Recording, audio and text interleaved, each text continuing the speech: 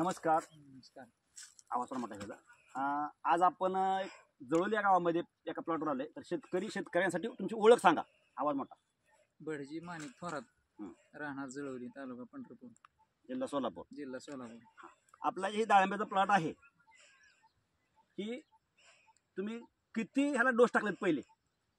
आपण काय chemical dose काय टाकलेलंच नाही. केमिकल डोस टाकलाच नाही का?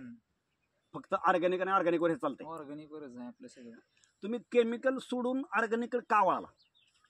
केमिकल न कसं आहे, तेल्या रोग मरसाठी मरला प्रॉब्लेम, आणि तेल्या ही जास्त वाढत होता ना आधी. बरं बरं. त्याच्यामुळे तुम्हाला ऑर्गॅनिकची आवड वाटली आणि चांगलं वाटलं. किती दिवस झालं तुम्ही ऑर्गॅनिक प्लॉट करताय? आपण 5 वर्षाला ऑर्गॅनिक करतो. 5 वर्ष ऑर्गॅनिक करताय तुम्ही? 5 वर्ष. हां. तर ही जी साईज आहे आता चालूला, काय साईज आहे फळाची? कलर कसा आहे? कलर एक नंबर आहे. साईज कमीत कमी 500 ग्राम पर्यंत साईज आहे. साईज आहे. आणि ही जी आपण फळ दिसतंय, आपण बाग छाटली होती काही? बिगर छाटता शेंडेवच आहे आपलं फळ. बिगर छाटता, बिगर इत्रेल मारता, इत्रेल कळी काढायला 10 रुपये खर्च केला नाही? केला नाही. केलाय कळी काढायला काय सुद्धा खर्च?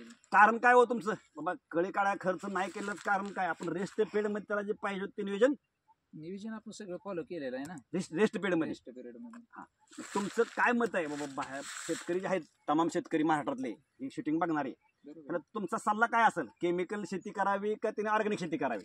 प्रत्येक शेतकऱ्यांना माझं असं म्हणणं आहे की बाबा तुम्ही ऑर्गॅनिक शेती करा. ऑर्गॅनिक शेती करा. ऑर्गॅनिक शेती करा. एक नंबर रिझल्ट, साईज, क्वालिटी, टिकवण क्षमता जास्त राहते. एक नंबर. आज तुमचा ही माल हार्वेस्टिंगला आलाय किंवा दिलाय, बरोबर आहे. काय रेटने दिलाय माल? ही आपला माल आज 114 रुपयाने सरलॉट दिलेला आहे. सरलॉट. सरलॉट निवडायचं नाही, काय करायचं नाही, एक सुद्धा डाळिंब बाहेर काढायचं. बाहेर काढायचं नाही. बाहेर काढायचं सगळं. किती झाड आहे ते टोटली?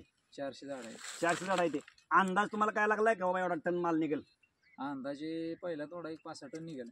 5 ते 6 टन निघायला 6 टन निघेल. काहीच अडचण येत नाही. आणि बरं, तुम्ही ह्या ऑर्गॅनिक पद्धतीवर शेती करता, ह्याच्यावर पूर्णपणे समाधानी आहात का? पूर्णपणे समाधानी आहे. ठीक आहे.